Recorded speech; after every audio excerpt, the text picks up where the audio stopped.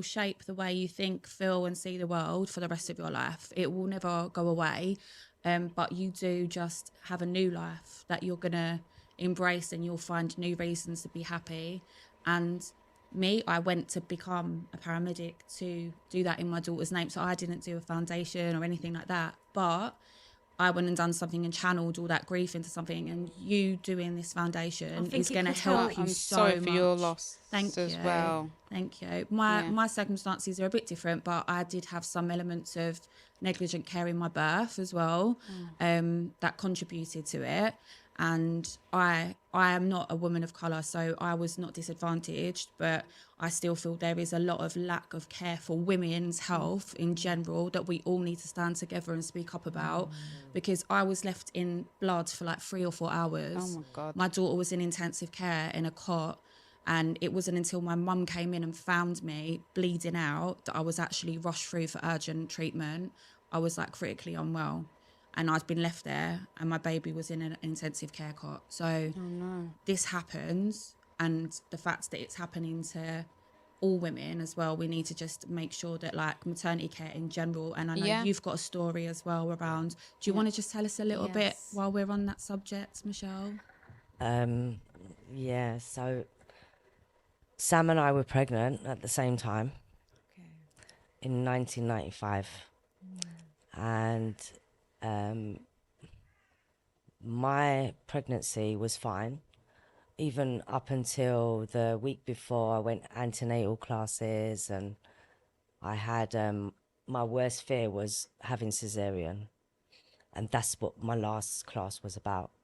So that week everything was good. I went to all my checks and everything was fine.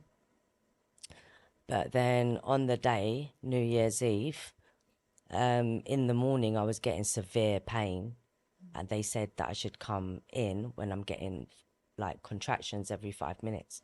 But obviously it's my first child. I don't know nothing, what to expect or anything like that. So that day, when the contractions came at every 5 minutes, it was like late in the evening. It was like a whole day had gone past. So when I got to the hospital, actually what you said earlier about NHS staff, I work for the NHS as well.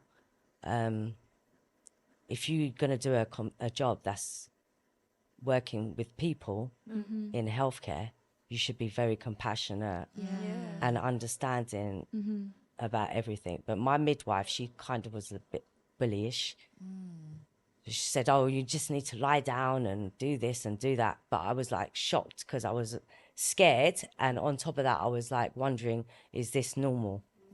But I'm only 21, 22. 23. You have no idea, do you? We was 23. No, I didn't. I was 22. I was 23 though, because your birthday's. Yeah. So I was already 23 because she had Nicole before me in July, and I had my daughter on New Year's Eve. So basically after that, I was there in the hospital, and I had a student doctor, and he came to burst my waters. And after that, I didn't really know what was going on. It's only when a doctor came in and said, oh, the machine for the heartbeat wasn't working for the baby. Nothing was working. Nothing was in order. The senior doctor come rushing in and said, oh, you need to get this girl to theatre now. So that's when I had emergency cesarean. They told me after like a few hours that she died at full term, 2 weeks, 2 weeks overdue. And it was like, bad.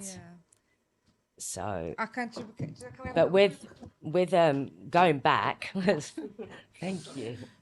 Just going back to Nicole, because obviously I had a stillbirth, but with going back to Nicole, after my stillbirth, I know that Sam, she tried to keep Nicole away from me a little bit, but I said to her, look, like you said, everyone goes through grief differently, but for me, I needed to be around kids. So I was always like, and Sam lived in Manchester. I used to travel to Manchester to see her. So we both was always in each other's life from school I'm so glad days. that you two have got each other to support each other. Yeah. So then basically after that, Nicole was my, when I see Nicole, I think, oh, this is what Jana would be like. Yeah. This is every year I saw her, this is what Jana would be like. So when she became 24 and she passed away, it was like a big devastation for me because I used to look at her and think, this is what Jana would be like because they would be the same age.